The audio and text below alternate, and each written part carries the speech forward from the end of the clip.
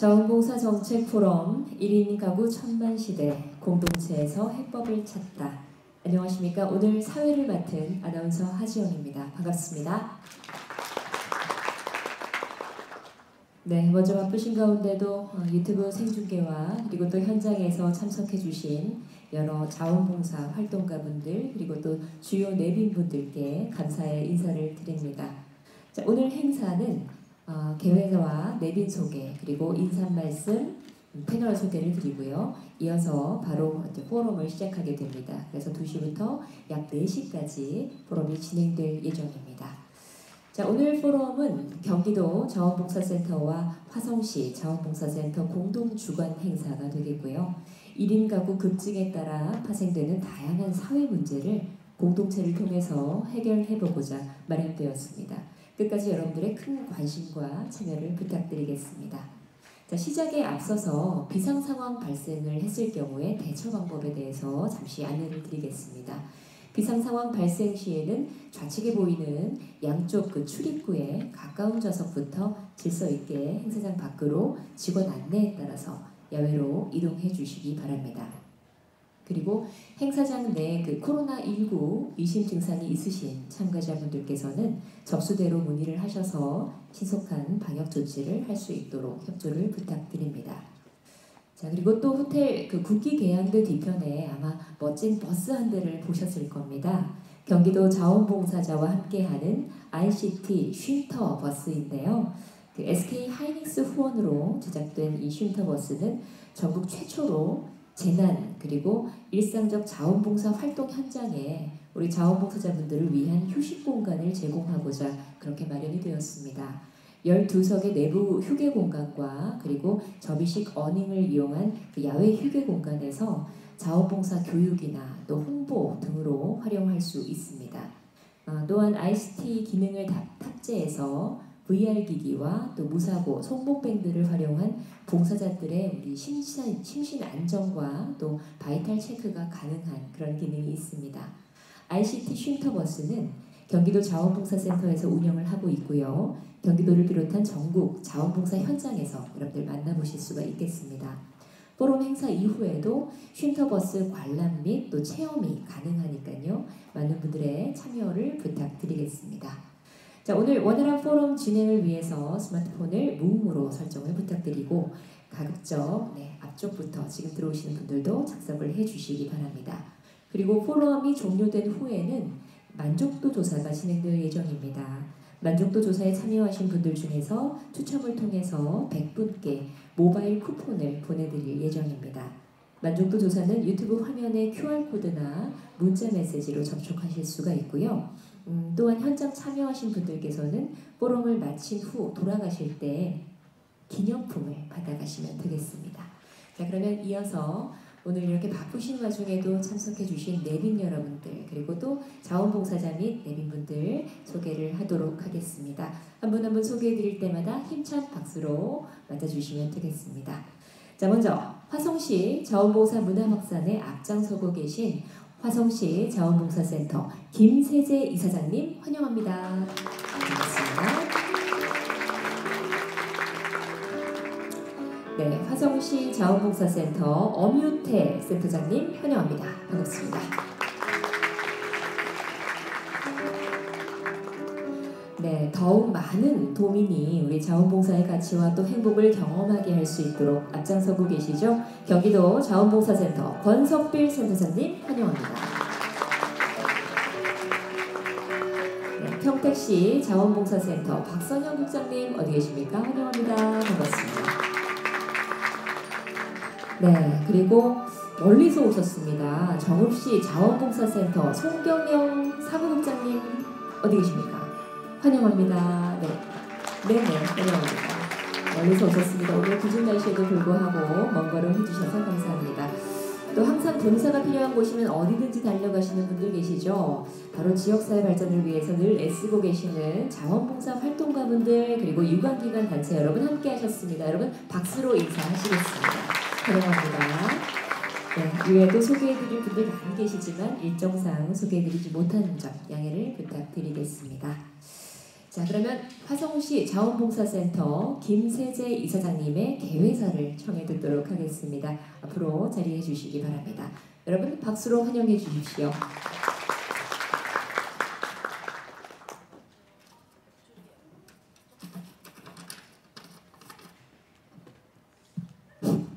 안녕하십니까. 굳은 날씨에 이렇게 밝은 모습으로 뵙게 돼서 너무나 기쁘게 생각합니다. 저는 화성시 자원봉사센터 이사장 김세재입니다.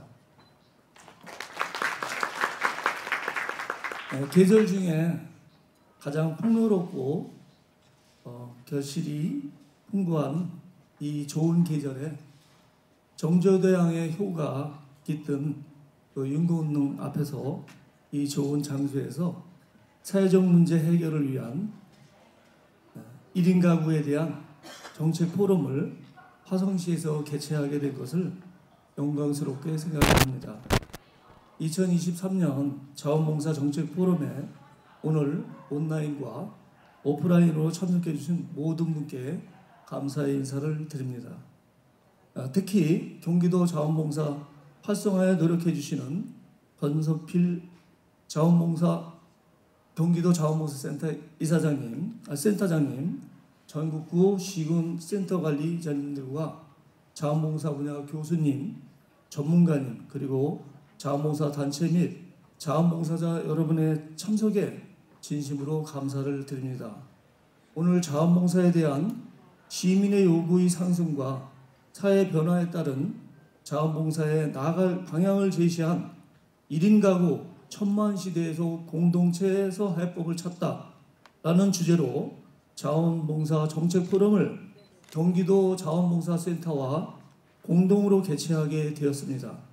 최근 1인 가구 급증이 가속화되어 있고 청년 및 중장년 1인 가구 증가에 따른 새로운 복지 수요 등이 필요한 상황입니다. 경기도에서도 1인 가구 기본 계획 추진 방향으로 다양한 정책을 추진을 확대하고 있고 특성별 개인화된 요구에 대한 고려와 성평등 관점과 지역적 특색 반영을 제시하며 1인 가구 종합 지원 사업을 본격화하고 있습니다.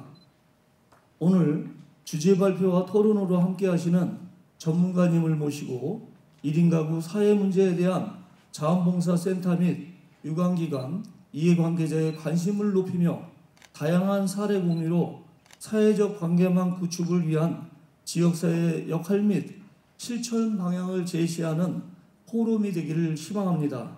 다시 한번 1인 가구 천만 시대에서 공동체에서 해법을 찾다라는 자원봉사 정책 포럼에 함께 하시는 모든 분께 감사를 드리며 건강과 행복을 기원드립니다. 감사합니다. 네, 감사합니다. 김세재 이사장님. 아까부터 그 환한 미소로 입장하시는 분들 맞아주셨어요. 네, 그 미소 덕분에 오늘 포럼이 더 좋을 것 같다는 생각 듭니다. 자, 마지막으로 함께 공동 주관하셨습니다. 경기도 자원봉사센터 권석필 센터장님의 인사 말씀을 청해 듣도록 하겠습니다. 박수로 환영해 주십시오. 안녕하세요. 경기도 자원봉사센터장 권석필입니다. 작년 초에 이 자리에서 포럼을 한 번 더 한 기억이 있습니다. 그만큼 우리 화성 자원봉사센터에서 정말 자원봉사에 대한 관심도 많으시고 지원도 많이 해주십니다. 정말 감사를 드립니다. 먼저 오늘 날씨도 굳은데 이렇게 자원봉사 포럼에 참여해 주셔서 감사를 드립니다. 특히 오늘은 화성시 자원봉사센터와 공동으로 개최하게 되었습니다. 준비해 주신 김세재 화성자원봉사센터 이사장님, 그리고 엄유태 센터장님과 관계자 여러분들께 감사의 말씀을 드립니다. 잘 아시다시피 우리나라 1인 가구가 곧 1천만을 돌파할 예정이라고 합니다. 10가구 중에 4가구 정도가 1인 가구로 이제 보편화된 그런 시대에 접어들었습니다. 이로 인해서 저출산 고령화 문제라든지 인구 감소 등 심각한 문제가 발생하고 또 사회적으로 정서적 고립과 고독사, 고독사도 5년에 한 40% 정도가 증가되었다고 합니다. 안전 문제라든지 주거 문제 등 큰 사회적 문제로 대두되었습니다. 정부와 또 경기도, 지자체 등에서도 다양한 정책 지원을 하고는 있는데 가시적으로 성과가 잘 나타나고 있지 않은 것이 현실입니다. 이번 포럼을 통해서 문제 해결을 위한 자원봉사의 역할과 기능, 공동체 강화 방안을 모색함과 어울려 새로운 아이디어와 실천 방안들이 더욱 확산되는 계기가 되었으면 좋겠습니다. 오늘 포럼의 자장을 맡아주신 백석대학교 김성용 교수님, 그리고 주제 발표로 참여해 주신 강남구 1인 가구 커뮤니티 센터 정수미 센터장님, 또 토론자로 참석하신 고양시 일산종합사회복지관 신동호 과장님, 태안군 자원봉사센터 윤수진 님께 깊이 감사를 드립니다. 아울러서 오늘 포럼 참여를 위해서 귀한 시간 온 오프라인으로 함께해 주신 자원봉사 관리자 및 활동가님, 또 유관기관 단체 봉사자 여러분께 깊은 감사를 드립니다. 끝까지 함께해 주시고 많은 질문, 좋은 의견 내주시기를 바라겠습니다. 감사드립니다. 네, 감사합니다. 권석필 센터장님의 말씀이셨습니다. 10가구 중 4가구라고 하니까요. 정말 너무 확 와닿는 그런 수치인 것 같습니다. 오늘 귀한 시간이 정말 되어서 공동체에서 해법을 꼭 찾을 수 있기를 기대를 해보면서 본격적으로 좌장을 소개하겠습니다. 1인 가구 천만시대 공동체에서 해법을 찾다를 주제로 포럼을 진행하실 오늘 토론회를 이끌어 주실 좌장님을 소개합니다. 좌장님이신 백석대학교 사회복지학부 김승용 교수님은 한국지역사회복지학회 회장과 그리고 한국사회복지사협회 이사로 학문적인 발전과 또 후학 양성, 복지사회 발전에 기여하고 계십니다. 그럼 좌장님께 마이크를 넘기도록 하겠습니다. 박수로 환영해 주십시오. 네, 오늘 좌장을 맡은 백석대학의 김승용입니다. 1인 가구 천만시대 공동체에서 해법을 찾다, 우리 자원봉사 포럼을 갖게 되었습니다. 이 자원봉사 포럼은 현장에서 진행하고 또 유튜브로 송출되고 있습니다. 패널분들을 잠깐 소개 말씀드리겠습니다. 강남구 1인 가구 커뮤니티 센터의 정수미 센터장님 참석하셨습니다. 네, 환영합니다.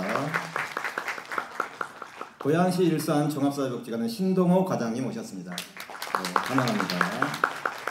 태안군 자원봉사센터의 윤수진 선생님 참석하셨습니다. 네. 그럼 이제 우리가 이제 주제 발표와 토론을 진행할 터인데 한 90분 시간이 예정돼 있어서 30분, 30분, 30분씩 이렇게 쉬지 않고 하도록 하겠습니다. 그래서 혼자서라도 어렵지 않은 도시를 만들어갑니다에 대해서 우리 정수민 센터장님께서 한 40분 정도 주제 발표해 주시겠습니다. 네, 부탁드립니다.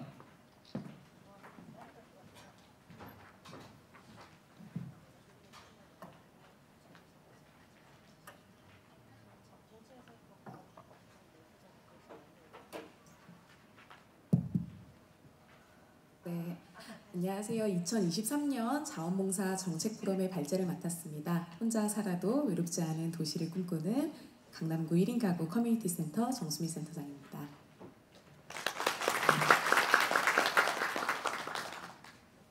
네, 먼저 앞에 PPT 자료 보시면서 설명드리도록 하겠습니다. 목차입니다. 기존 선행연구를 통해 살펴본 경기도 중심의 1인 가구의 현황과 특성, 경기도와 서울시의 1인 가구 지원 정책 방향을 중심에 제도 소개와 더불어서 해외 사례 소개를 진행하고 제가 강남구 1인 가구 커뮤니티 센터에서 1인 가구 지원과 관련된 실천 경험을 바탕으로 한 사례를 중심으로 설명드리고 재원의 순서로 소개드리겠습니다. 네, 넘어갔나요?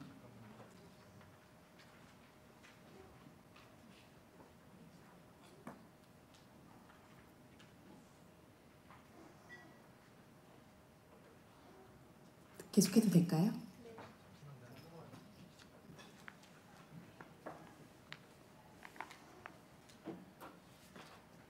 네, 3페이지 보시면 됩니다. 네, 계속 진행하겠습니다. 먼저 2022년 경기도 가족여성연구원의 2023년부터 27년까지의 경기도 1인 가구 정책 기본계획 수립을 위한 연구자료를 살펴봤습니다. 전국적으로 1인 가구의 규모가 빠르게 증가하고 있었고 경기도도 예외는 아닌 상황입니다. 2010년도 20.3%, 2015년 23.4%, 20년 27.6%입니다. 경기도의 1인 가구 비율이 지난 2002년부터 20년도까지 지속적으로 증가하고 새로운 정책 대상으로 부상하였습니다. 네, 다음 장입니다. 경기도의 2020년 1인 가구는 전체 가구의 27.6%, 139만 7,100가구로 집계되었습니다. 생애주기별 1인 가구 비율이 20세에서 39세 청년층 36.4%, 40세에서 64세 중장년층 42.3%, 65세 이상 노년층 21.2%로 경기도의 1인 가구는 중장년층이 가장 많았고 그 다음이 청년층이 차지하고 있습니다. 생애 주기별로 청년 1인 가구는 2010년도 대비 2020년에는 감소했고 노년 1인 가구가 증가하는 추세를 보입니다. 2010년과 비교해서 2020년 중장년 1인 가구의 비율은 증가했습니다. 또한 전체 경기도 1인 가구 중 여성 1인 가구의 비율은 46%로 조사되고 있습니다. 전반적으로 여성 1인 가구의 비율이 남성 1인 가구에 비해서 낮은 편이지만 생애 주기가 진행될수록, 즉 나이 들어갈수록 여성 1인 가구의 비율이 높아지고 있습니다.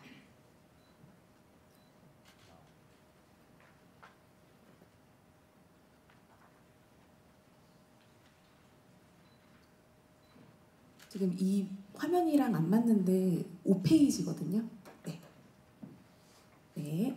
경기도 31개 지역별 시군별 1인 가구 전체 평균 1인 가구 비율은 27.6%로 전국 31.7%에 비해서는 4.1%포인트 낮습니다.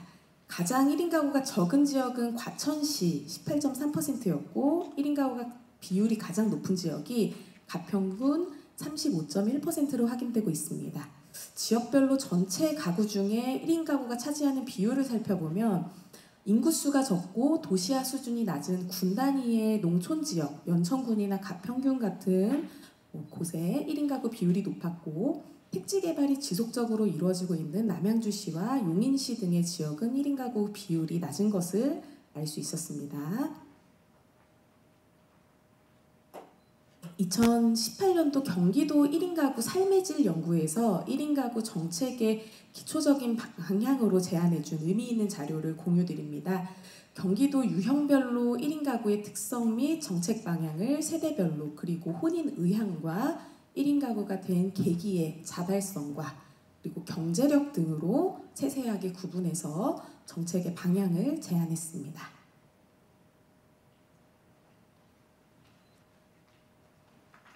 우리 경기도 같은 경우는 지난 2020년 7월에 제정됐던 경기도 1인 가구의 사회친화 촉진 및 지원 조례를 사회친화 촉진에 대한 단어를 좀 삭제했고 1인 가구에 대한 부정적인 어떤 사회친화 이 부분에서 어떤 부정적인 인식이 있다라는 부분에 대해서 그 인식을 해소하고 1인 가구 지원 기반을 강화하고자 올해 8월 7일에 경기도 1인 가구 기본 조례를 제명을 변경해서 전부 개정 시행하고 있습니다.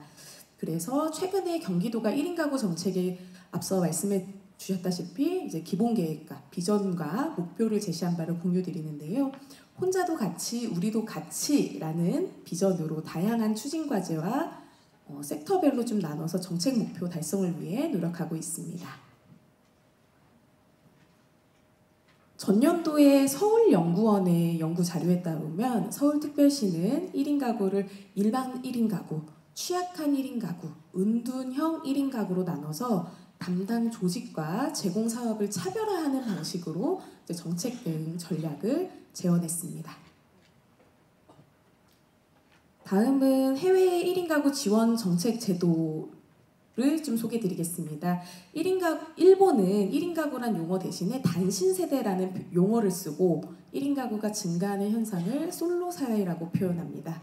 가구 유형별로 단신 세대를 나눠봤을 때 2020년도에 현재 단독 세대 비율이 현재 가구 유형 중에 35.5%를 차지하고 있고 2040년에는 거의 40%에 이를 것으로 추계된다고 합니다.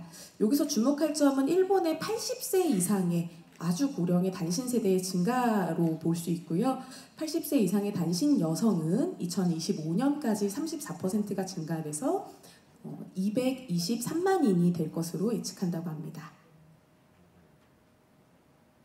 다음은 영국입니다. 청년 1인 가구 주택 임대 지원 정책을 한 축으로 주거 수요가 높은 지역의 임대 지원 정책을 좀 가지고 있고, 사회 자본과 건강 정책으로는 기존의 1인 가구가 증가되고 개인의 이제 고립 상황을 악화시키는 신체 건강과 또 정신 건강에 대해서 부정적인 영향을 주는 것들을 예방하는 대책으로 주로 친구 캐셔럴 클럽이라 그래서 뭔가 고령자라던가 사회적으로 고립된 사람들을 대상으로 가정에 이제 요리된 식사를 좀 나눠주는 지역사회 내 사회 연결망 구축 프로그램인데요.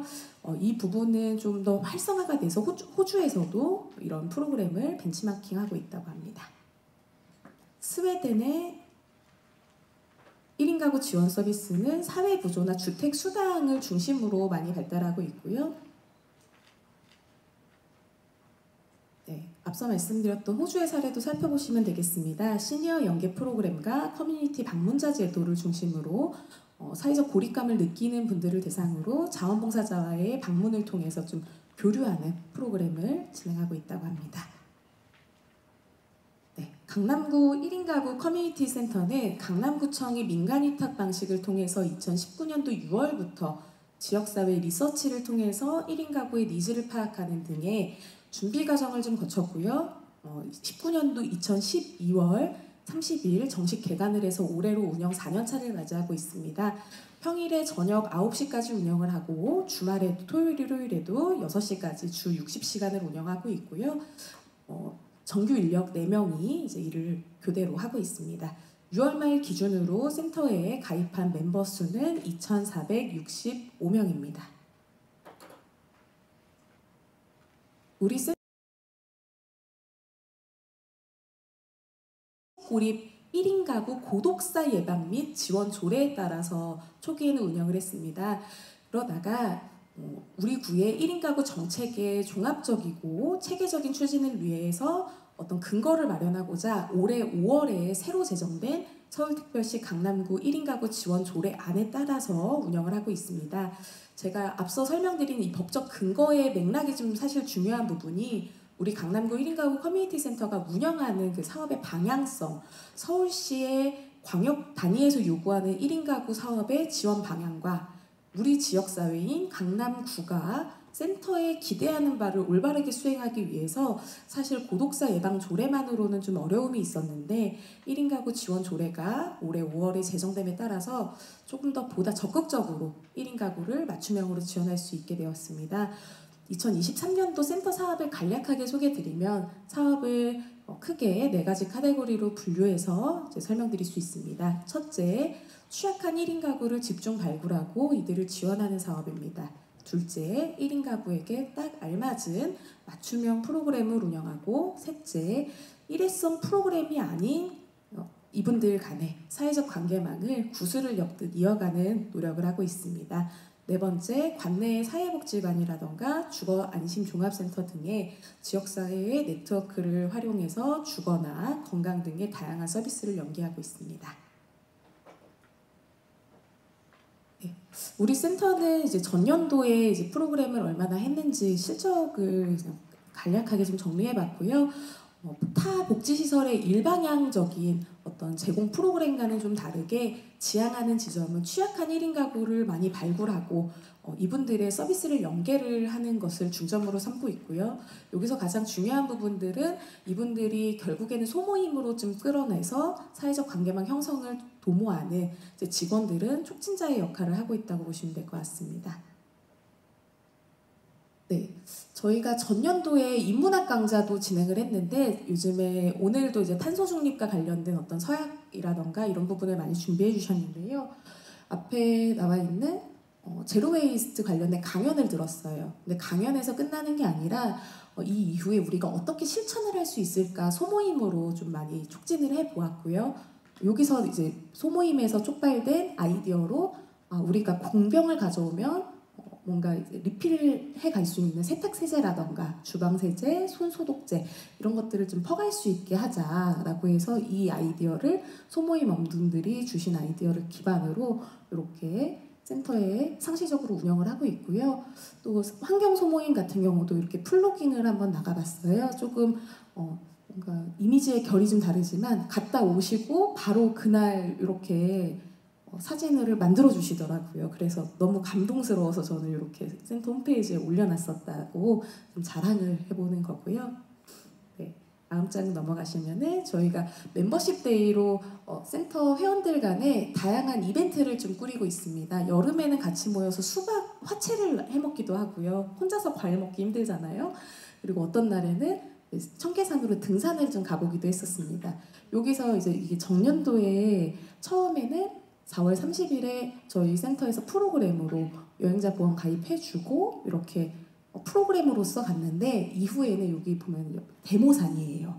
이거는 뭐냐면은 프로그램이 아니라 이분들이 자발적으로 이 모임에서 촉발돼서 소모임으로 이제 구성원으로 모임장을 세워드리고 센터 직원은 한 달에 한 번씩 그 대신에 등산에는 이제 모임의 구성원으로서 쫓아다니는 거죠.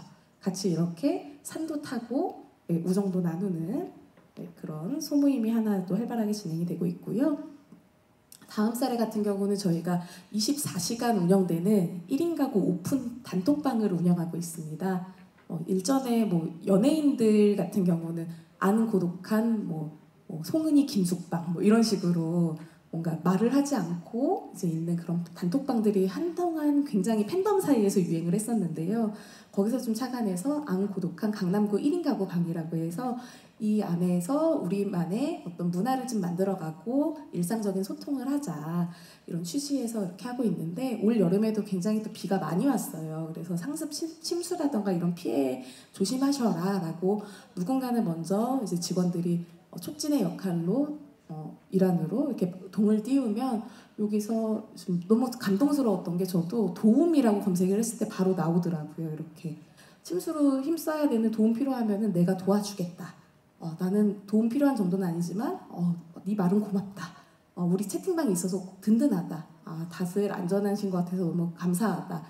퇴근 잘하자. 이런 촉진의 일도 있었고요. 저희가 1인 가구 분들 사이에서 같이 뭔가 이제 좀 관계망이 많이 형성이 되다 보니까 어느 한 분이 다리가 부러지셨어요. 그래서 병원에 긴급하게 1인 가구인데 이제 입원을 하셔서 이분을 어떻게 이제 이렇게 저희도 이제 직원이니까 많이 왔다 갔다 하면서 목발도 갖다 주기도 하고 했지만 이분을 이제 모시고 그 모임장분이 같은 이제 동아리 모임장분이 같이 가서 퇴원할 때도 같이 데리고 오고 중간중간에 들여다보고 그리고 어떤 그 모임의 모임원분은 같이 24시간 간병도 하고 이렇게까지 좀 서로 돌봐주는 그런 좀 경험이 있었다. 그래서 그분이 이제 남겨주신 부분이에요. 이제 다들 너무 챙겨주셔서 외롭지가 않았다. 너무 고맙다. 그리고 이제 같이 모여서 같이 어디 놀러 다니는 방인데 드라이브, 카페, 힐링하는 그 소모임 안에서 그분이 이렇게 좋은 인연도 쌓고 이런 것들이 너무 고마웠다라고 해서 이런 소모임 내 돌봄 기능 사례를 간략하게 좀 소개를 드려봤고요.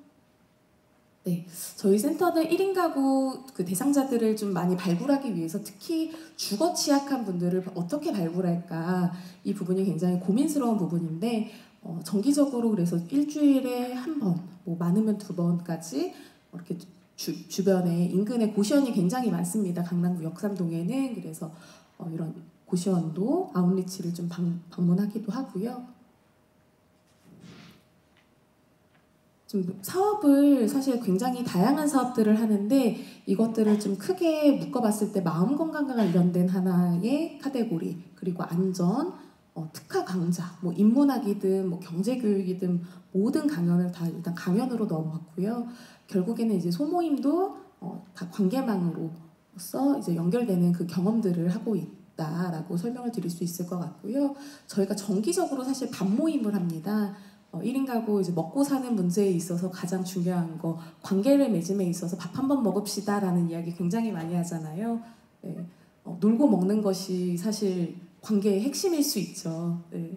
그래서 이 밥 모임을 통해서 서로 관계망도 형성을 하고 하는데 사실 제가 여기서 나와서 자랑만 하고자 나온 건 아니고 네 10분 네 여기서 어려운 점들은 저희가 이렇게 따뜻한 공동체를 지향하고 뭔가 서비스를 주고 일방적인 그런 부분에서 끝나는 게 아니라 서로 뭔가 소통을 자주 하다 보니까 이분들이 마음 건강에 있어서도 굉장히 고위험군들 뭐 예를 들면은 자살이라던가 정신 건강에 있어서 정신 질환을 가진 정신장애인이라던가 뭐 이런 분들이 굉장히 많이 오세요. 그랬을 때 저희 센터에서는 이분들을 정기적으로 이제 관련 유관기관에 의뢰를 드리지만 자타의 위협이 없고 강제성이 없는 한 저희가 본인의 동의를 얻어서 의뢰를 드렸으나 본인이 다시 돌아오시면은 막을 길이 없어요.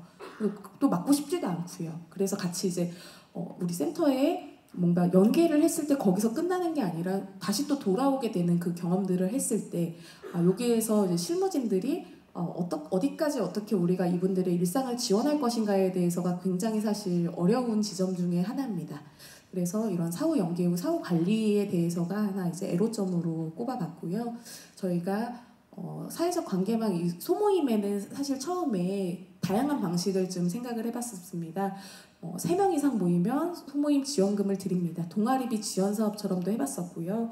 아니면 이제 센터의 두 번째 방법은 1인 1 소모임 운영을 이제 그 안에 들어가서 본인이 촉진자로서 계속 그 모임마다 다 들어가는 것들을 한번 택해봤었는데 직원들이 다 퇴사를 하더라고요.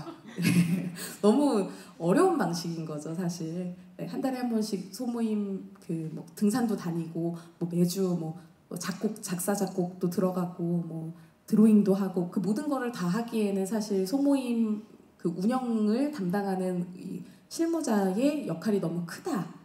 이런 부분들이 사실 소신이 굉장히 우려스러웠었는데 그럼에도 불구하고 사실 좀 감사한 부분 중에 하나는 요즘에는 1인 가구 당사자분들이 직접 본인의 이제 어떤 모임들을 스스로 이제 만들어서 창설해서 자체적으로 운영하고 센터에서는 모니터링하는 방식으로 좀 운영을 하고 있다는 게 이제 또 하나의 이제 경험이지 않았을까 싶습니다. 그리고 지역사회 이제 재원 파트로 넘어와서요. 자원봉사와의 연결 지점에 대해서 좀 설명을 드려보려고 합니다. 94,000명 정도 되는 강남구의 1인 가구를 지원하는 기관이 정규 인력 4명이 다이고 주 60시간 공간을 운영하는 한계 기관, 저희 기관이 접근해서 이분들의 다양한 요구를 해결하는 건 너무 어려운 일입니다. 그렇기 때문에 지역사회 안에 다양한 유관기관과의 연결 그리고 지원 없이는 사실상의 이 모든 사업들을 해내기가 어렵고요. 일례로 이제 센터의 운영에 있어서도 강남구의 자원봉사센터를 통해서 일상적인 센터 운영에 있어서의 봉사자를 좀 지원을 받고 있고요. 1인 가구 당사자분들이 자원봉사자로서 어떤 프로그램에 있어서 1인 가구 당사자를 또 직접 지원하는 서포터즈의 역할을 수행한 경험도 있습니다. 사실 사전 질의응답 시간에 밝혀주신 내용이 있어서 이거는 이따가 뒤에서 추가로 더 설명을 드리면 좋을 것 같습니다. 제가 사실 1인 가구에 있어서 좀 지원하는 방법을 어떤 식으로 지역사회와 우리 센터 종사자들이 어떻게 지향할 것인가 가치지향적인 부분을 좀 설명을 드려보려고 합니다. 모든 프로그램을 만들m에 있어서 사실 단순히 어떤 요리 프로그램을 제공한다. 단순히 인문학 강좌를 지원한다. 인문학적 소양을 지원한다. 문화사회적 자본을 지원한다가 다가 아니라 그 안에는 1인 가구 당사자께서 스스로 자기 자신을 잘 먹이고 적절히 입히고 제발 좀 잘 씻기고 잘 자게 하고 아프면 병원 가고 정신과 진료 따박따박 받고 이렇게 스스로를 자기 돌볼 수 있는 그런 역량을 키우는 것이 하나의 또 중요한 키워드라고 생각을 하고요. 사실 이게 공공기관에서 할 수 있는 일일까가 저도 굉장히 지향하면서 어려운 지점이지만 이상은 놓치고 싶지 않아서 사실 1인 가구 간의 어떤 서로 돌봄에 대한 그 가능성과 기대를 놓지 않고 있습니다. 서로가 서로를 돌볼 수 있는 관계, 이 부분이 저희가 일방향적으로 지원해주는 지원기관이라면 사실 이 서로 돌봄을 이끌어가기가 굉장히 어려울 거라고 생각이 되고요. 조금 더 나아가서 지역사회 안에서의 돌봄도 굉장히 중요한 파트입니다. 경기도 같은 경우는 따복 마을 공동체라는 또 좋은 자원이 있고요.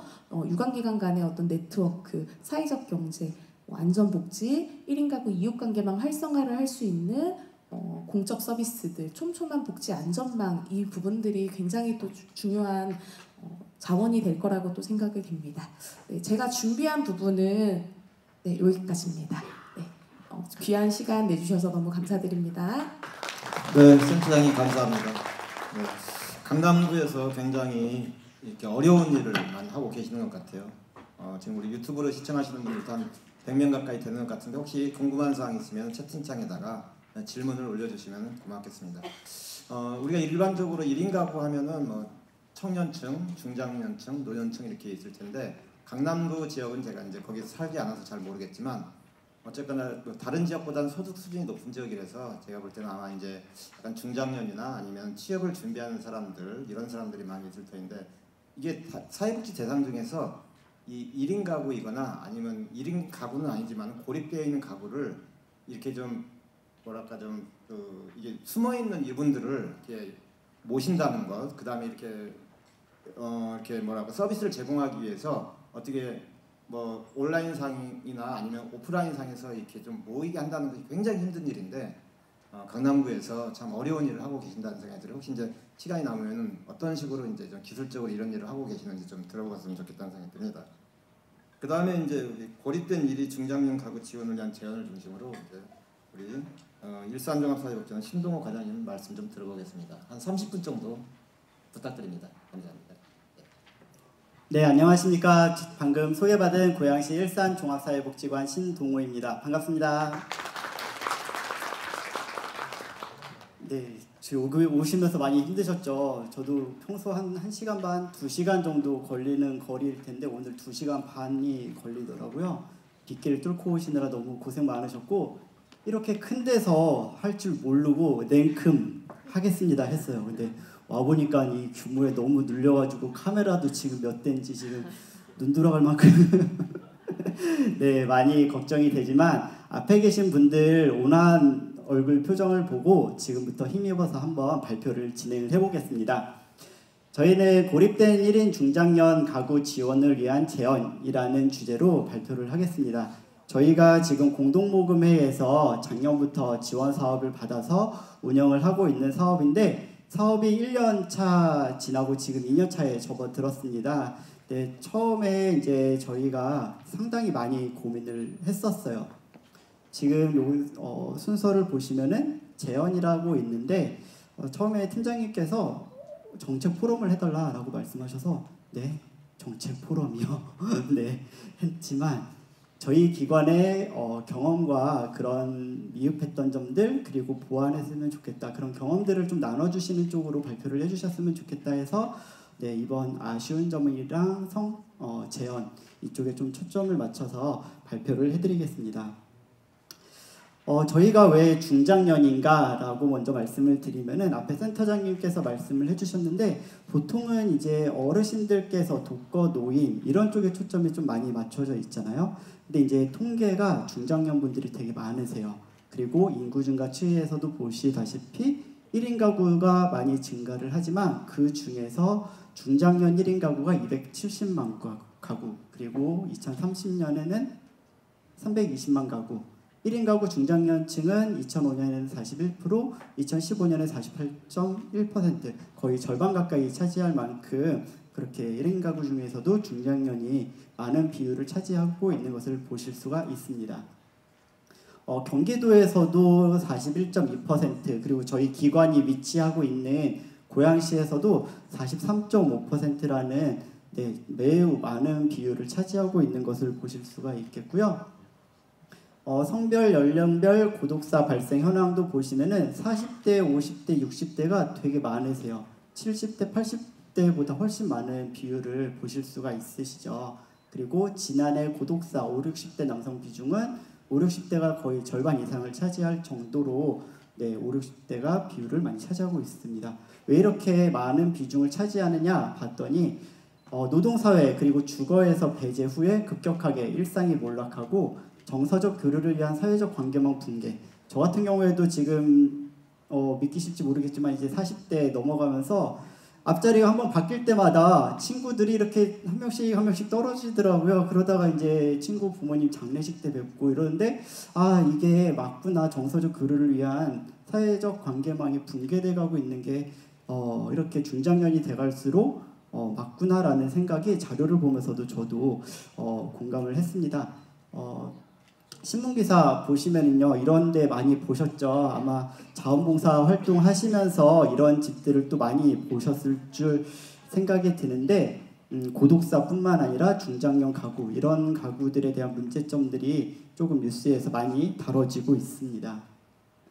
저희 복지관에서 진행하는 사업을 잠깐 소개를 해드리겠습니다. 저희는 고양시 고립된 1인 중장년 가구를 대상으로 마을 네트워크를 활용한 사회적 관계망 및 안전망 구축 사업, 너무 길죠? 줄여서 중장년 이음으로 사업을 명칭하고 진행을 하고 있고요. 공동모금회에서 지원을 받아가지고 3년차까지 결격사유 없으면 아마 쭉 진행이 될 것 같습니다.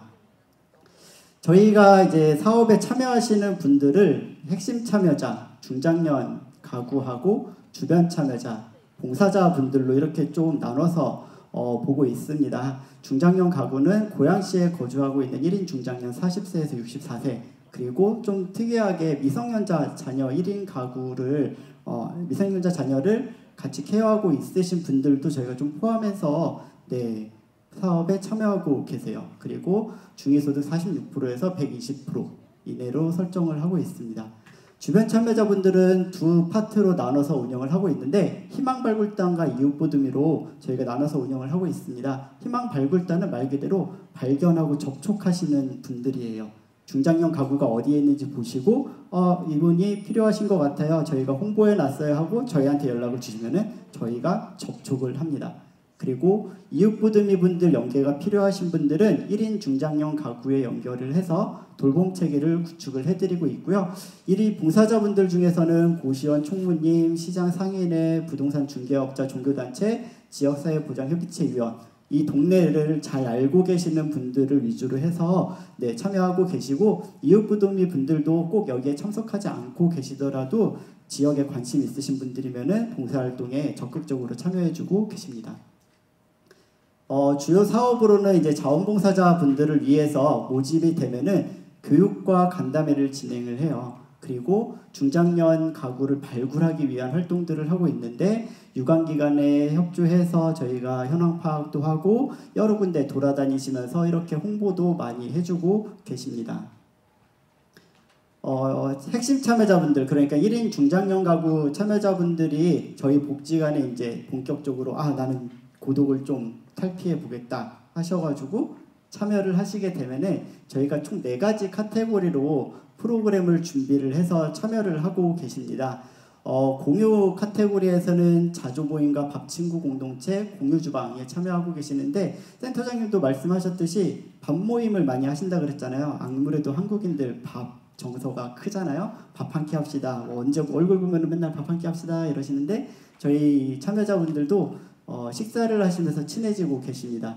그리고 자조모임을 아직까지는 저희는 이분들끼리 자발적으로 무언가를 하시는 단계까지는 발전이 되지는 않았지만 저희가 같이 모시고 가서 이분들 의견 반영을 해가지고 체험활동도 하고 만들기, 나들이 여러 가지 스포츠 활동도 같이 하고 있습니다. 건강 카테고리에서는 저희가 심리적 건강도 중요하다고 봐요. 그래서 이분들을 위해서 1:1 개별 상담이나 MBTI 검사 여러 가지 검사 그리고 상담을 좀 진행을 해드렸고 그리고 이렇게 집단으로도 같이 상담을 해드렸습니다. 그리고 저희가 이제 또 밥심이잖아요. 그래서 반찬을 지원을 해드렸는데 단순하게 저희가 반찬을 일괄적으로 갖다가 드린 게 아니라 이분들께 반찬 쿠폰을 좀 드렸어요. 그래가지고 지역에 있는 반찬 가게 가셔서 저희가 지정을 일단 해놓죠. 거기에서 이제 본인들이 나는 이 반찬 하시면서 그 금액대에 맞는 반찬을 스스로 가져가시게 했어요. 왜 그렇게 했냐면은 이분들이 반찬을 갖다 드리면은 그래도 이렇게 그냥 집에만 계시잖아요. 근데 저희가 이분들께서 나오셔서 가져가시게 하면은 반찬 가질러라도 일부러 한 번 더 나오시게 할 수 있는 그런 효과가 있어서 그런 방법을 좀 썼습니다. 그리고 저희가 이제 중위소득 46%에서 120%로 설정을 하다 보니까 이제 경제적인 문제도 상당히 많으셨어요. 사실 이 문제가 가장 크잖아요. 네, 그래서 저희가 재무설계 교육도 해드리고 긴급 지원, 큰 돈은 아니지만 고시원비 한 달치 정도 되는 돈을 긴급하다 판단이 됐을 경우에 회의를 통해서 지원을 해드렸고 물품 키트도 지원을 좀 해드렸습니다. 그리고 이게 아무래도 혼자 하시다 보면은 혼자서 무슨 큰 문제들을 해결해 가셔야 되는데 그런 문제들을 해결하시기가 힘들 때가 많았어요. 그래서 법률 자문이라든지 부동산, 병원 이런 데를 같이 동행해서 도움을 드렸는데 사실 법률 자문 받으시는 것도 변호사 사무실 이렇게 문 딱 열고 들어가면은 내가 들어가는 순간부터 상담비 책정돼서 돈 내야 되는 거 아닌가. 그리고 내가 법적인 문제 상당히 저 같은 경우에도 무섭거든요. 그런 문제점들이 어려움들이 있으실 것 같아서 같이 동행해드리는 프로그램도 진행을 했습니다. 역량 강화를 위해서 직원 교육도 진행을 좀 했고요. 교수님께 사업을 어떻게 진행을 해야 되는지 자문도 받았고 평가회의 그리고 이제 저희가 중장년분들 직접 참여하셔서 FGI도 진행을 했습니다. 저희가 벤치마킹도 사업 1년차 하다 보니까 어떻게 진행을 해야 될지 너무 막막해가지고 다른 복지관에서 저희가 벤치마킹도 갔고요. 이 사진은 벤치마킹인데 뒤에서 조금 더 말씀을 드리겠지만 벤치마킹 가다가 수목원 들려서 나들이도 하셨어요. 그냥 단순하게 벤치마킹 가기보다는 봉사자분들 모시고 가는 길에 들려서 저희 수목원 구경하고 밥 먹고 가요 해서 즐겁게 나들이 하시고 벤치마킹도 다녀오셨습니다. 그리고 사업 후반부에 좀 결성이 됐는데요. 고양시에서 이제 부장님들 몇 개 기관 부장님들이 모이셔가지고 학습 모임을 이렇게 지원 사업을 받아 오셔가지고 총 5회기에 걸쳐서 학습 모임에 참여했는데 사실 저도 이제 1인 중장년 가구에 대한 특성도 잘 모르고 이 사업을 어떻게 운영을 해야 될지 참 고민이 많았었던 차에 이 학습 모임을 통해서 많은 것을 좀 배우고 2년차 사업에 실무자하고 같이 의논을 해서 실무 담당자 의견도 많이 반영을 할 수가 있었습니다. 성과도 잠깐씩 좀 설명을 드릴게요. 이제 저희가 아무래도 사업을 지원받아서 하다 보니까 성과 측정을 안 할 수가 없어요. 그래서 여러 가지 척도 검사 그냥 보시고 넘어가시면 되는데 좀 유의미한 결과들을 볼 수가 있었습니다. 지역 공동체 의식 척도도 조금 상향이 됐고 사회적 고립 척도도 그리고 삶의 만족도 척도도 총 각각 향상이 됐는데 이거는 저희가 핵심 참여자 그러니까 중장년 1인 가구 참여자 총 23명을 대상으로 측정을 했을 때 이렇게 좋은 결과가 나올 수가 있었고요.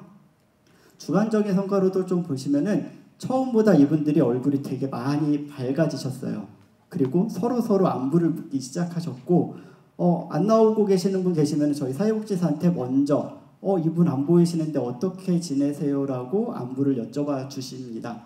그리고 생필품 키트를 만들어서 드린다고 했더니 물론 이제 저희 선생님께서 전화를 드렸겠죠. 생필품 만드는데 아이고 저 혼자 힘들어요 하셨겠죠. 그러니까 이분께서 같이 오셔가지고 만들겠다 하셔서 같이 만들어 주시고 그거를 또 이제 차 없으신 분들은 같이 배달을 해드렸어요. 저거 들어갔더니 저도 되게 무거웠거든요. 허리 나가는 줄 알았어요. 근데 그거를 같이 드셔가지고 집에다가 직접 갖다 드리시더라고요. 봉사자분이 아니시라 이 사업에 참여하신 1인 중장년 가구분께서 그 한국인 밥심이라고 해서 여러 저희가 프로그램 하고 식사하시고 이런 성과를 볼 수가 있었는데 스마일 뒤에 가려져 있지만 정말 웃고 계십니다. 저희가 초상권 침해 때문에 이렇게 가려지긴 했지만 정말 더 활짝 웃고 계세요. 서로에게 의지하시는 모습을 볼 수가 있었습니다. 저희가 이제 부서 특성상 어려우신 분들 위해서 프로그램을 많이 하는데 그러다 보면은 저희가 이제 드리기만 하는 프로그램이 많아요. 근데 이분들은 서로가 의지하시고 수혜자가 아니라 같은 동료로 보시고 서로 챙기시는 모습을 볼 수가 있었고요. 2년차 사업 접어들면서는 일부 그 참여자분들께서는 나는 내년에 봉사자 하면 안 돼요 라고까지도 말씀을 하시는 모습을 볼 수 있었습니다. 그리고 이제 중장년 1인 가구분들께서 참여를 하시면서 새로운 거를 많이 해오셨대요. 샤브샤브도 처음 드셔보시고 설렁탕이나 콩나물국밥도 처음 드셔보셨다라고 말씀을 하실 정도로 새로운 것에 도전하시는 그런 재미가 되게 많이 있으셨던 걸로 보여집니다. 볼링도 혼자 가서 볼링 치려면 심심하잖아요. 이렇게 볼링 치고 막 핀 쓰러질 때마다 한 개가 쓰러지든 두 개가 쓰러지든 서로 화이팅 하시고 하이파이브 해주시고 그런 모습이 참 보기 좋았습니다. 참여자 소감을 잠깐 보시면은 이분들 1인 중장년 가구 분들 소감이에요. 나하고 비슷하다고 공감을 느끼면서 좀 더 편해졌다. 그리고 반찬도 지원해주고 요리 선생님께 배운 것들을 집에서 해보면서 생활에 큰 도움이 되셨다라고 하셨습니다. 이분은 사실 저희 복지관 저희가 기존에 사례 관리를 하고 있던 분이신데 이 사업에 참여를 하시면서 제가 보기에도 표정이 되게 좋아지셨어요. 네. 그리고 다른 참여자들과의 만남은 아직 불편하지만 저희 담당 선생님의 관심 간락은 반갑다라고 말씀을 또 해주셨고 하루에 소주 8병씩 5개월 정도를 드셨대요. 응급실도 많이 가셨고 네. 가족 상황이 안 좋아지시면서 이렇게 술을 많이 드셨는데 그래도 그런 분들이 나 같은 사람이 와도 되는 곳인가 생각했지만 저희 담당 사회복지사가 그리고 주변 분들이 잘해주시니까 계속해서 나올 수 있었다라고 말씀을 해주셨습니다. 암에 걸린 분도 계셨습니다. 지금 항암 치료 중이신데요. 그래도 프로그램에 참여하면서 조금 더 긍정적인 생각을 해야겠다라는 말씀을 해주셨습니다. 네. 이제 저희 고양시 하면은 제일 유명한 꽃박람회죠. 네, 저희 가까워도 저는 잘 안 가는데, 네, 꽃박람회 가셔가지고 정말 아름다운 사진도 많이 남기셨고, 또 옆에 이제 저희 수족관도 있어요, 아쿠아리움이. 근데 거기도 가셔가지고 사진 찍으시면서 이렇게 좋은데 처음 와봤다라고 말씀하시면서 너무나도 좋아하시더라고요.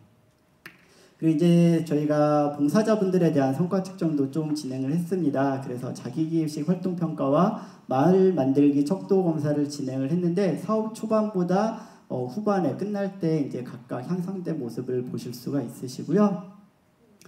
희망 발굴단 이렇게 접촉하시는 분들은 총 29명 그리고 이웃보듬이 분들 이렇게 지지체계 구축해 주시는 분들은 15명이 모집이 됐습니다. 그 중에서 12분이 1인 중장년 가구 10분에게 연계가 되어서 계속해서 식사하시고 만나시고 다니세요. 네. 이렇게 나오시라고 하셔가지고 밖에서 일부러 식사하시고 뭐 도와드릴 거 있으면 도와드리시고 이렇게 병원도 같이 가드리고 있는데요. 이렇게 계속해서 좋은 관계가 유지가 되고 있습니다. 그리고 저희가 이제 봉사자분들께서 홍보를 1322건, 홍보지 14,500여 장을 배포를 해주셨어요. 뒤에서 또 다루기는 하겠지만 홍보를 정말 많이 해도 1인 중장년 가구 분들이 나오시는 비율이 적어요. 네, 봉사자분들께 조금 이따가 더 말씀을 드리겠습니다.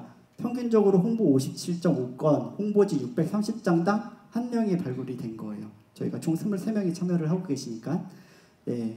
그리고 이제 봉사자분들께서는 이제 교육을 받으시면서 심각성을 깨닫고 봉사활동에 적극적으로 참여를 해주실 수 있다라고 말씀을 해주셨고 1인 중장년 가구 하시면은 지저분한 이미지가 많으셨었는데 혼자 사느라 외로움을 느끼는 그냥 평범한 이웃이라고 인식이 변화됐다라고 말씀을 해주셨습니다. 봉사자분들께서 또 이런 말씀을 해주셨어요. 이제 교육을 듣고 나니까 열심히 해야겠다라는 생각을 그리고 사명감이 들었다라고 해주셨고요. 저희가 이제 봉사자분들 중에서 고시원 사장님도 계시는데 평소에 해보지 못한 활동을 함으로써 사회의 구성원이 된 느낌이다라고 또 의미 있는 말씀을 해주셨습니다. 그리고 많은 분들이 1인 가구 고독사에 관심을 갖고 함께 해주고 계시니까 우리 동네가 점점 더 좋아지겠죠라는 말씀을 해주셨는데 여기 모이신 봉사자분들을 통해서도 더 좋은 동네가 될 수 있으리라 생각이 됩니다. 그렇죠? 네, 감사합니다. 네.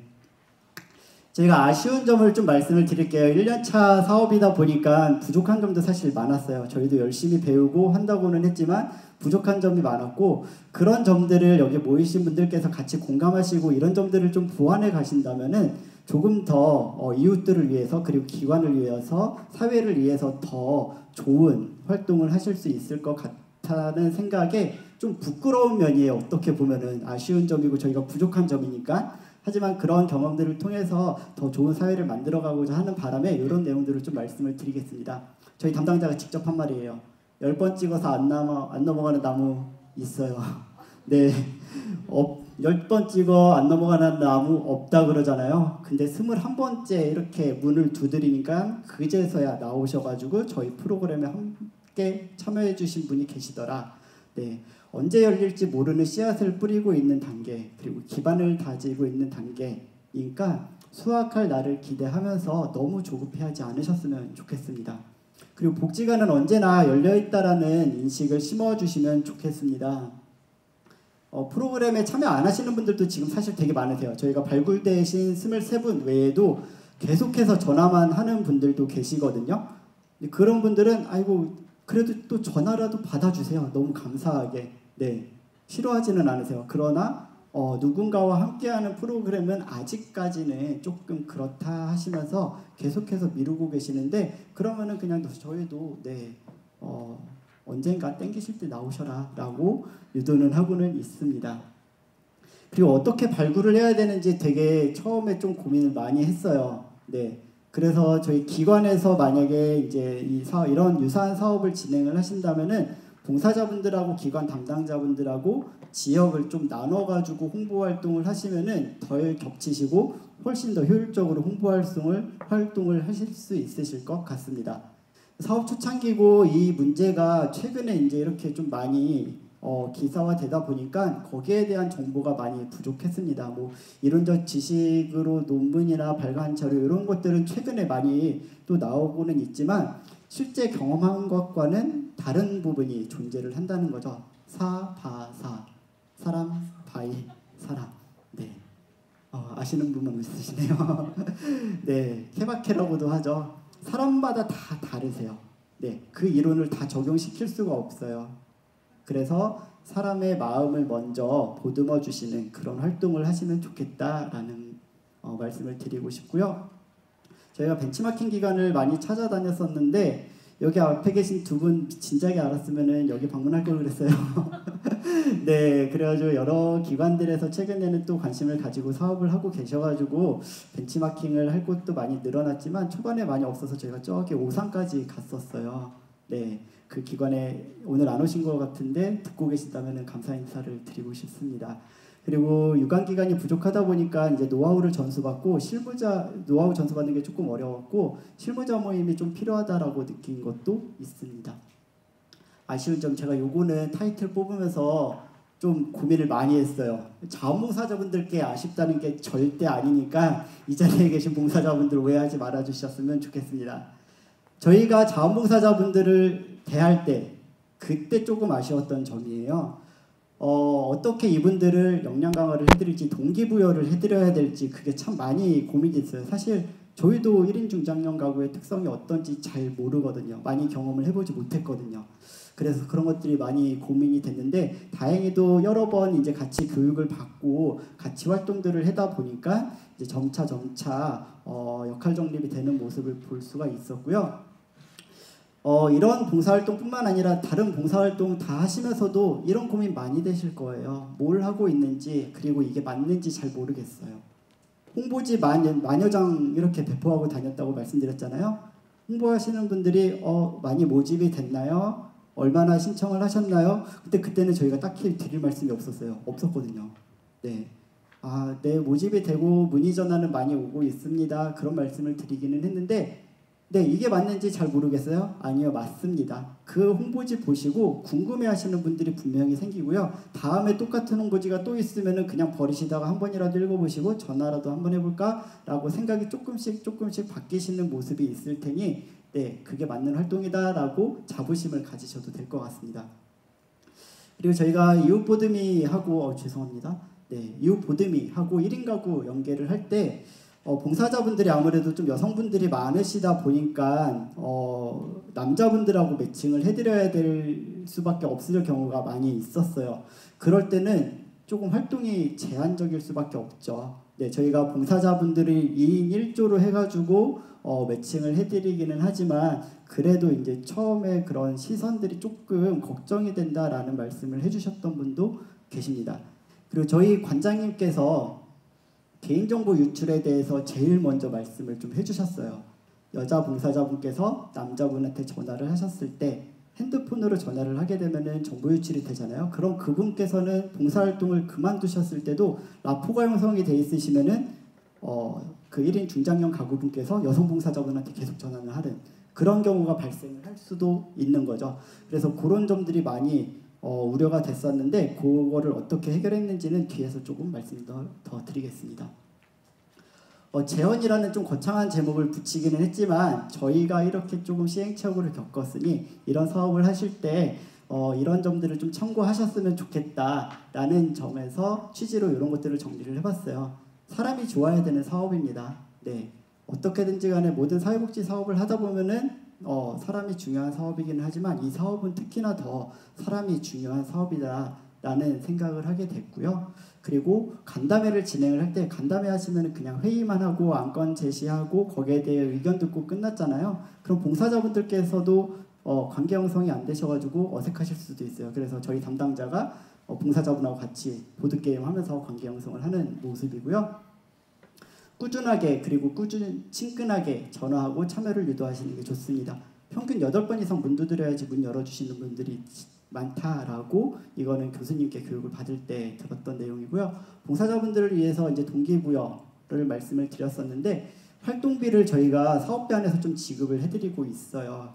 모금에 돈을 받다 보니까 가능했던 부분이 아닐까 싶은데 중장년분들 만나시면은 차 마시고 식사하시고 그러셔야 되잖아요. 요즘에 밥도 많이 올라가지고 한 끼 드시면은 2-3명이 뭐 기본 3만 원에서 차까지 드시면 5만 원 이렇게 나오는데 그런 활동비들을 저희가 사업비 안에 책정을 해서 지급을 해드리고 있습니다. 요거 네, 아까 개인정보에서 말씀을 드렸잖아요. 저희가 자원봉사자분들을 핸드폰을 만들어드리고 핸드폰비를 내드려야 되나 그런 생각까지 되게 많이 했었어요. 근데 이게 뭐냐면 아톡이라는 어플리케이션이에요. 내 핸드폰에다가 인터넷 번호 하나 심을 수 있는 그런 어플리케이션입니다. 그래서 싸게는 2,000원 정도에서 저희는 11,000원짜리 샀는데 그렇게 하다 보면은 이 인터넷 핸드폰으로 그분께 전화를 드릴 때 내 번호가 노출이 안 될 수 있는 거죠. 결국에는 나중에는 본인들 번호 노출하신 분들도 계시겠지만 그런 봉사자분들의 개인정보가 많이 좀 우려되시는 기관이 있다라고 하시면은 이 방법도 조금 고민을 해보시면은 좋겠다라는 생각도 들었습니다. 처음에 저희가 사업을 진행을 할 때 어떤 팀에서 해야 될지 고민도 없이 그냥 저희 팀에서 맡았어요. 네. 그랬는데 하다 보니까 마을 조직에서도 같이 해야 되는 거 아니란가라는 다른 기관에서는 또 이제 같이 하기도 했는데 사업을 처음에 진행을 하시게 된다라고 하면은 어디에서 할지 같이 할지 따로 할지 좀 고민을 해보시는 게 좋으실 것 같고요. 담당자가 고립되지 않도록 제가 이거 교육 들을 때 제일 심하게 띵 하고 들었던 생각입니다. 담당자가 고립되지 않도록 고립가구를 지원한다는 담당자가 고립되면 어떻게 하나 그거를 위해서 기관 차원의 지원이 필요하다라는 말씀도 해주셨고요. 문제를 해결하기보다는 고립가구를 발견하시는데 조금 더 먼저 초점을 두시면 좋을 것 같아요. 네. 보통의 사회복지 프로그램들은 어떤 분들을 모집을 해서 프로그램을 진행하고 거기에 대한 성과가 나와야 되잖아요. 하지만 이 사업을 진행을 하신다라고 하면은 일단은 가구들을 발견을 하고 그분들이 나 누가 또 찾아왔네, 누가 또 문 두드리네, 그래 나 혼자가 아니네, 나중에는 손 내밀면은 내 손을 잡아줄 수 있겠지 하는 그런 생각이 드실 수 있도록 발견하는 데 초점을 조금 더 맞추시면 좋겠다. 그리고 만나기 위한 무언가 커피값이라도 지원이 되면 더 좋을 것 같습니다. 그리고 저희가 하기 힘들었던 교육을 자원봉사센터나 자살예방센터에서 교육을 해주셨는데 상당히 효과가 좋았습니다. 자원봉사자분들을 위해서는요 무조건 드리면 안 되세요. 아마 활동 많이 하셨었으니까 이거에 대해서는 많이 공감을 하시리라 생각을 하고 있습니다. 그리고 정기 간담회에 많이 참여를 하시면 좋겠어요. 거기에서 물론 안건 논의도 하시겠지만 다른 분들이 어떻게 활동을 하시는지 그분이 어떻게 접근을 하시는지 보시면은 그분들의 경험을 좀 공유하시면서 또 노하우를 다른 봉사자분들의 노하우를 습득을 하실 수가 있으실 겁니다.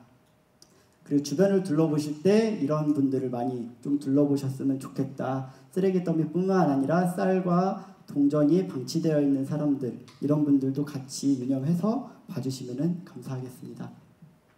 반찬 가게에 직접 가신다 그랬잖아요. 네, 여기 혹시라도 개인 사업 운영을 하시는 분들이 계시다라고 하면은 언제 어떤 분들이 오실지 몰라요. 특히나 저희는 쿠폰을 드려서 가셨기 때문에 반찬 가게 사장님이 쿠폰 보시면은 싫어하실 수도 있잖아요. 돈 아니네? 이렇게 보실 수도 있는데 정말 친절하게 응대를 잘 해주시고 본인 원하시는 반찬 이렇게 가져가실 수 있도록 응대를 잘 해주신 덕분에 그분들께서도 나오시면서 한 번이라도 더 외부 활동하시고 반찬 잘 챙겨 드셨다라는 모습을 볼 수가 있었습니다. 그리고 나부터 지금부터 가까운 곳부터 봉사자분들께서는 봐주시면 감사하겠습니다. 모든 것을 다 해결해 드릴 수는 없습니다. 네, 기관에서도 그렇고 봉사자분들도 그렇고요. 그 역할에는 분명히 한계점이 있습니다. 한계점이 있을 때 혼자 고민하지 마시고 주변에 계신 다른 봉사자 그리고 기관 담당자들하고 꼭 의논을 하시면 좋겠고 그거를 다 해결해 드리지 못한다고 해가지고 거기에 대해서 자책하실 필요는 당연히 없으실 것 같습니다. 그리고 공공기관에서 혹시라도 오신 분들이 계시다고 하면은 현황 파악이 상당히 어려워요. 그래서 저희가 MOU를 하려고 했어도 조금 이제 진행이 안 된 것도 있지만 공공기관에서는 현황을 좀 파악을 잘 해주시고 적극적으로 좀 이런 분들을 추천을 해주시면 좋겠다라는 생각이 들었습니다. 마무리하면서 한 기관만으로의 관심만으로는 어렵습니다. 한 번씩 더 주위를 돌아봐 주시면 좋겠고 그렇게 되면 외롭지 않은 마을을 함께 만들어갈 수 있을 것 같습니다. 지금까지 발표 들어주셔서 감사합니다. 이상입니다.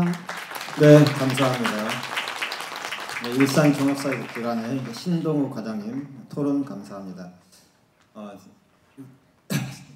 일반적으로 사람들이 그 일산시 고양구인 걸로 또 착각하는 사람들이 좀 있어요. 그 다음에 일산하고 고양은 전혀 다른 지역인 걸로 이렇게 사람들이 오해하는 경우도 가끔 있고 그럽니다.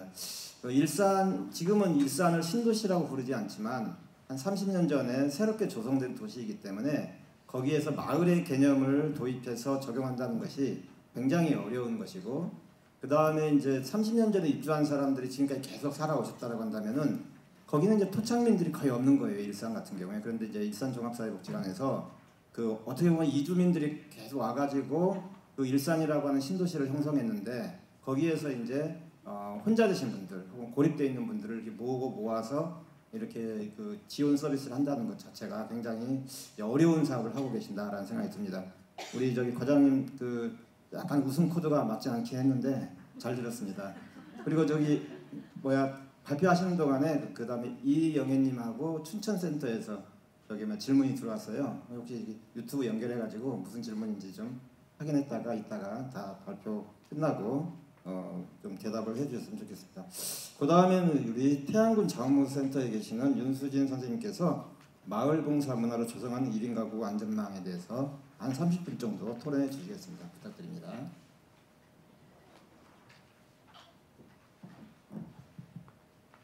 네, 안녕하세요. 마을봉사 문화로 조성하는 1인 가구 안전망에 대해 발표할 태안군 자원봉사센터 윤수진입니다.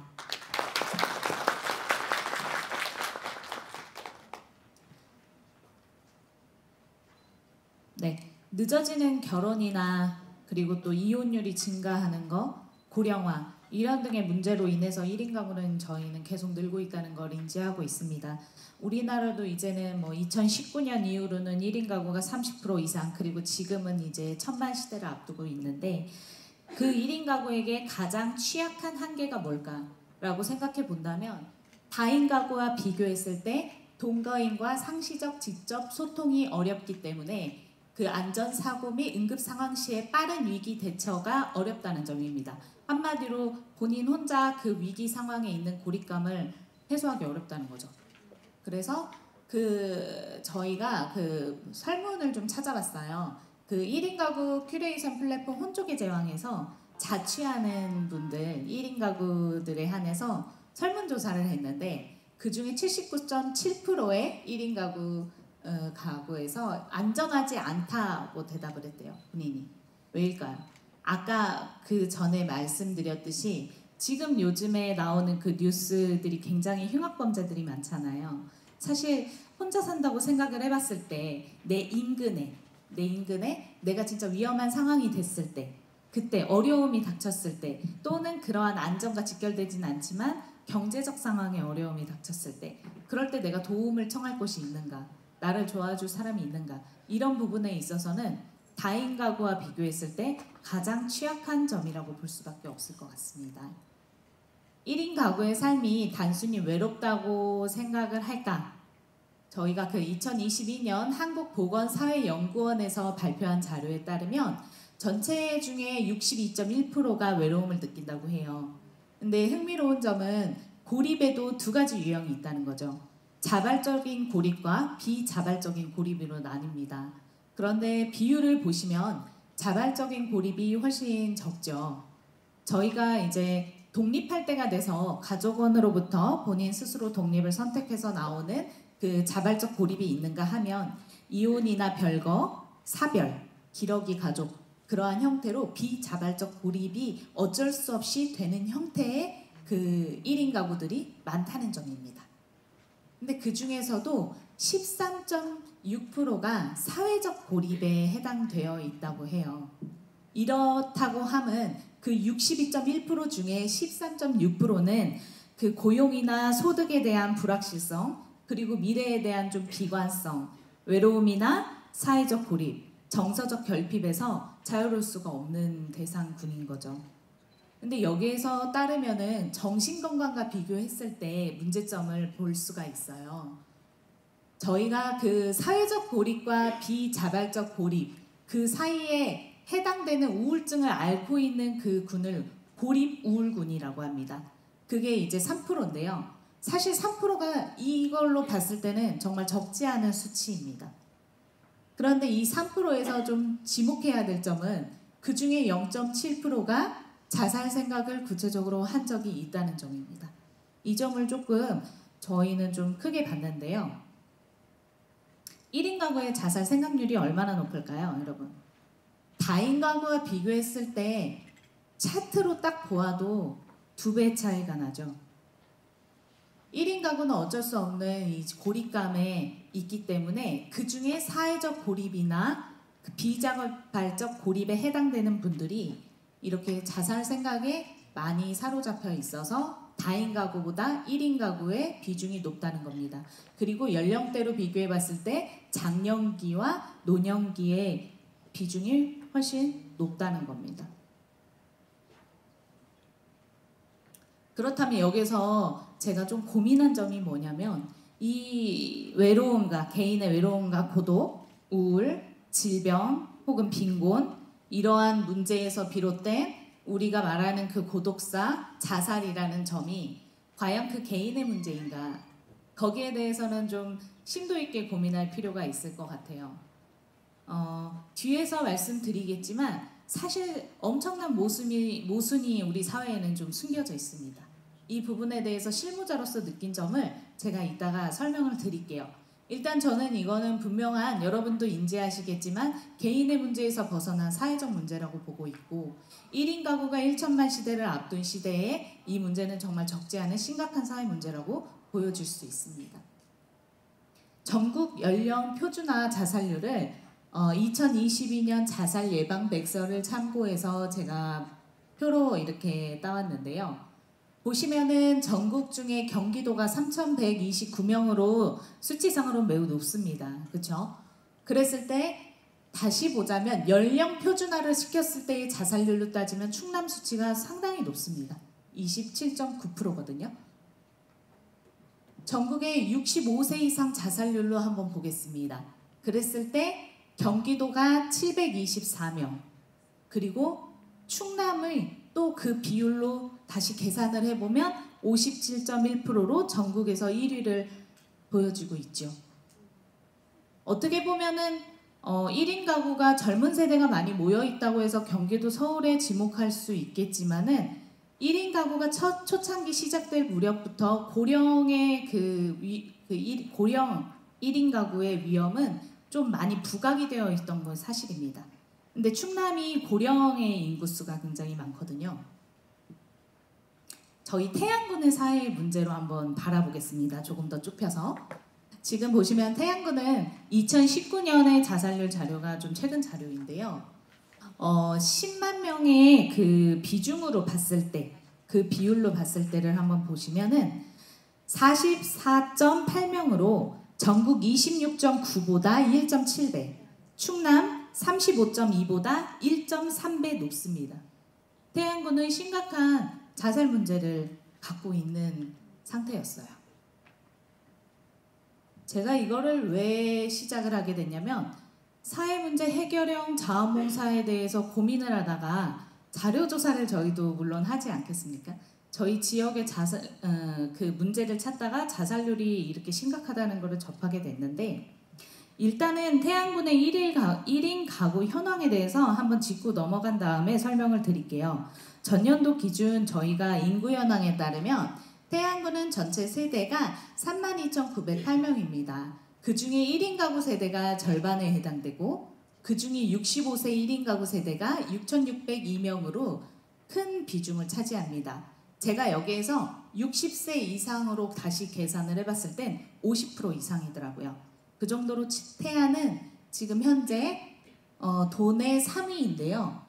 36.2%라는 수치가 전국 1인 가구 비율로 34.5%, 충남 평균 1인 가구 비율이 36.6%였을 때 이 수치는 매우 높은 수치라는 것을 여러분들도 확인할 수 있을 겁니다. 태안군은 이미 2010년부터 초고령 사회에 진입을 했습니다. 그래서 지금 현재 21,413명의 65세 이상의 노인 인구가 벌써 35%가 넘어가는 거죠. 그 중에 고령 1인 가구만 6,602명으로 32%가 넘습니다. 그랬을 때 고령 가구의 심각성을 안 볼 수가 없더라고요. 제가 이제 마을 사업의 도입부를 설명드릴 텐데 저희가 이렇게 고령의 문제도 심각하고 자살의 문제도 심각한 지역군에 있습니다. 태안군 생명사랑 실무협의체 위원으로 있는데요. 그렇게 되면은 이제 그 지역의 자살 문제를 가장 먼저 의논하는 그 무리에 있습니다. 그렇다 보니까 태안의 자살 문제가 처음에 그 밖에 있을 때 잘 보이지 않다가 실질적으로 어떤 유형으로 자살을 하는지, 얼만큼 자살을 하는지, 순수 주민 자살자 수가 얼마나 발생되는지를 접했을 때 이 문제가 정말 심각하게 피부로 와닿더라고요. 그래서 저희 마을 사업을 시작하게 됐는데요. 이 태안군 자원봉사센터의 마을 사업은 그 한국중앙자원봉사센터의 공모 사업으로 처음에 2020년부터 시작이 됐습니다. 그래서 수혜자와 봉사자가 별도로 없는 마을 주민 봉사자를 양성하는 그러한 프로그램인데요. 그 당시에 제가 고민했던 부분 3가지로 이렇게 취약을 해보면 그러면 이런 사회 문제 해결은 누가 과연 해줄 수 있는가? 그리고 근본적인 문제 해결책은 없는가? 그냥 막고 드리는 거 말고 정말 근본적으로 전문가가 빠졌을 때도 해결할 수 있는 그런 해결책은 없을까? 그리고 이게 과연 개인의 문제인가? 아까 말씀드렸는데 그 자살률을 보려면 문제를 조사해서 문제를 분석하고 들어가려면 제가 자살자 수를 조사하게 되지 않습니까? 근데 모르겠습니다. 지금 유튜브를 시청하시는 전국의 각 시군에서는 자살률을 어떻게 책정하시는지 모르겠지만 사실 제가 답변을 받은 바로는 개인의 어떻게 보면 개인 정보에 의해서 그 자살률을 조사 자체를 안 하는 시군도 있었어요. 그래서 사실 지금의 국내에서 이 발표하는 그 자살률의 정확성을 사실 저는 잘 모르겠습니다.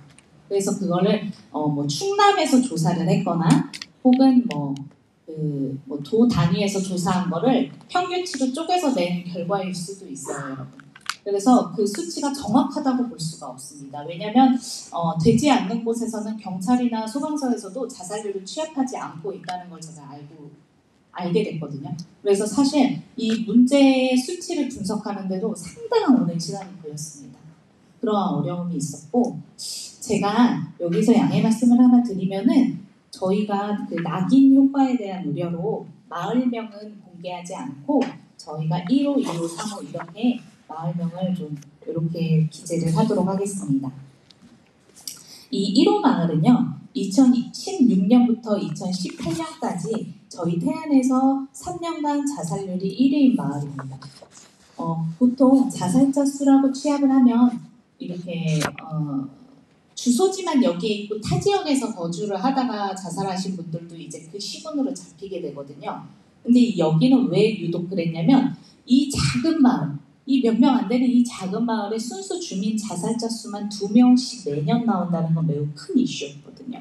그래서 이 마을을 일단 대상으로 2020년부터 2022년까지 3년간 저희가 이 사업을 들어갔습니다. 사업을 구체적으로 하나씩 짚어드리면은 키워드는 함께하는 마을, 안전한 마을, 나누는 마을, 이웃소통하는 마을, 이렇게 4가지의 그 테마로 해서 주민이 주도해서 안전 마을을 만드는 그러한 사업을 진행을 했습니다. 한마디로 수혜자도 없고 무조건적인 봉사자도 없는 모두가 봉사자가 돼서 이웃 사람들을 살피다 보면 그 봉사 문화 자체를 정착시키는 그러한 시범 케이스로 한번 해본 거죠. 지금 한번 하나씩 짚어드리면 일단 안전한 마을 먼저 한번 말씀드리고자 하는데 사업 초창기 시행이라서 뭣도 모르고 전주민 우울 검사를 시작을 했어요. 그랬더니 5개월 걸리더라고요. 사전 검사는 5개월 걸렸는데 전주민 검사를 하니까 시간도 굉장히 오래 걸리고 그 우울 검사를 아무 봉사자나 들어가서 할 수는 없는 거잖아요. 그러다 보니까 담당자가 직접 들어가서 해야 되는 부분들 때문에 굉장한 그 인력이 엄청 없다는 부분에 있어서 굉장히 어려움이 있었는데 그 외에 그럼에도 불구하고 해볼 만했던 건 전주민을 다 만날 수 있었다는 거죠. 그래서 그걸 파악을 할 수 있었고 전주민 우울 검사를 시행을 했고요. 그 다음에 사회적 멘토링이라고 해서 그 고령의 1인 가구를 취합을 해서 위기인 케이스들을 고른 다음에 태안 읍내에 젊은 가구들 중에 할머니 할아버지들이 멀거나 혹은 이제 돌아가셔서 안 계시는 그런 젊은 가구들과 매칭을 해드렸어요. 그래서 매칭을 해드려서 사회적 가족을 맺어드렸고 그 다음에 마을 비상연락망이라고 해서 옛날에는 우리 시골 마을에 전화번호부 있었어요. 그래서 마을 사람들이 그 전화번호부에 다 나와 있어가지고 경조사를 그걸로 이렇게 다 체크했거든요. 근데 지금은 그게 없어졌어요. 뭐 개인정보 문제인지 그건지 때문인지는 모르겠지만 저희는 그래서 그 마을 비상연락망을 다시 만들었습니다. 그래서 한 페이지로 만들어가지고 어른들 그 전화기 바로 위에 붙여드릴 수 있게 그렇게 다 만들어서 전 가구에 배포를 했고 그 다음에 이웃 119 응급전화 설치라고 해서 우리 전화기 어른들 전화기 보다 보면은 가정용 전화기들 위에 단축 번호를 누를 수 있게 되어 있는 빅버튼 그 전화기가 있어요. 거기에 1번은 119, 2번은 이장님, 3번은 옆집 뭐 이런 식으로 그렇게 이웃의 119 응급전화를 설치를 해드렸고 그 다음에 안전 응급 콘센트라고 요거는 많이 알려져 있는 거죠. 그래서 그 어르신의 생체 리듬을 읽어가지고 이제 문제 위기 시에 신호를 주는 그거를 위기 케이스들 이거는 꼭 어르신 댁에만 하지 않고 건강 위기인 중장년에게도 설치를 해드렸습니다. 그리고 소방 경보기, 태양광 LED 전등 등을 설치해드렸는데 시골 마을은 태양광 LED가 상당한 메리트가 있어요. 왜냐하면 밤 되면 아주 안 보이거든요. 그래가지고 요거를 설치를 해드렸는데 이 모든 대상자는 주민들이 선정하셨습니다. 주민들이 선정해서 수급자, 차상위, 소득 기준과 상관없이 우리가 봤을 때 이 가구는 진짜 도와줘야 돼 하는 그런 가구를 주민들이 회의를 통해서 다 선정하게 했어요. 그 다음에 함께하는 마을 만들기는 주민의 뭐 응원 행사라든가 뭐 전주민의 그런 그 행사들을 통해서 주민들이 좀 나와서 만날 수 있는 기회를 만들었고 그 다음에 마을 지도는 그 저희가 요 첫 페이지를 보면 이렇게 나와 있는데 마을 지도를 일러스트로 공사자가 만들었어요. 그래서 주민들의 마을에 그 반장님 댁이나 이장님 댁 주요 이제 저희는 주요 건물이 없잖아요 농촌은. 그래서 반장님, 이장님 댁을 통해서 이렇게 주요 건물을 표시해가지고 마을 지도를 만들었고 그 다음에 뭐 주민들이 자체적으로 마을 방역을 한다든가 뭐 서각협회랑 이렇게 좀 협력을 해가지고 전주민 마을 명패를 달아드린다든가 이러한 활동 그 다음에 마을에 이렇게 절벽같이 위험한 그 구간이 있었거든요. 거기를 주민들이 다 나와서 나무를 심는 활동을 통해서 안전하게 이렇게 만드는 울타리를 만드는 거라든가 이러한 주민들이 함께 공동 작업할 수 있는 그런 프로그램들을 만들어서 진행을 했었고 이것도 모두 마을 주민들이 다 나와달라고 하고 도와달라고 하고 이 문제들도 개선했으면 좋겠는 문제들을 주민들 입으로 나와서 함께 주민들이 다 만들어낸 그런 프로그램입니다.